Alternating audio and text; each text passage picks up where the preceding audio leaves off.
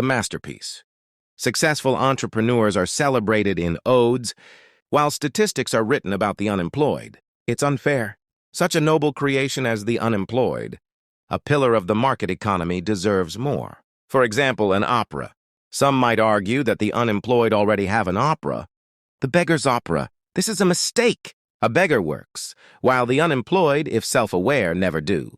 The missing gem of the operatic repertoire could be titled Pharaoh Nedlik, the unemployed.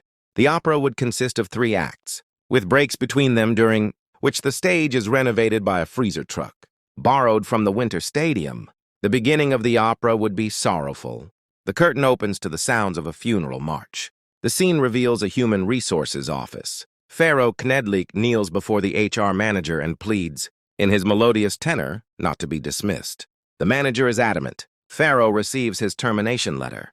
Upon leaving the office, accompanied by a drum roll, he experiences a rebirth with minor labor pains and proudly becomes unemployed.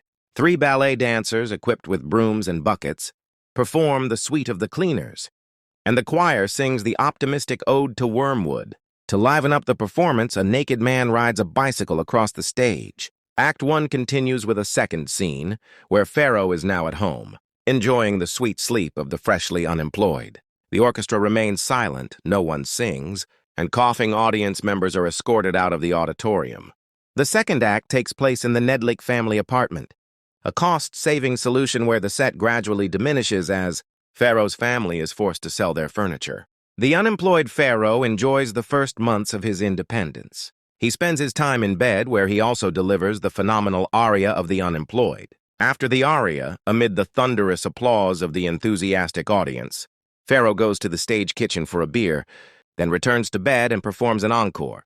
After the freezer truck restores the stage during the intermission, with 10 black snowmen seated on it, the third act begins. The performance nears its climax, requiring more delicate musical tools. Pharaoh sings a duet with his operatic wife about the household budget. The song transitions from the initial spousal harmony of pianissimo through the mezzo forte of an argument to the fortissimo of slaps. During the subsequent attempted murder, Pharaoh tries to bludgeon his wife with a ladle. The naked postman arrives. He delivers a final warning from the authorities regarding overdue rent. This blow deeply shakes Pharaoh, and he collapses next to his ladle-stricken wife. The opera ends unusually before the actual conclusion, with the arrival of the Minister of Culture. The minister solemnly reads the decision to shut down the opera. The audience immediately organizes a collection to support the now unemployed artists.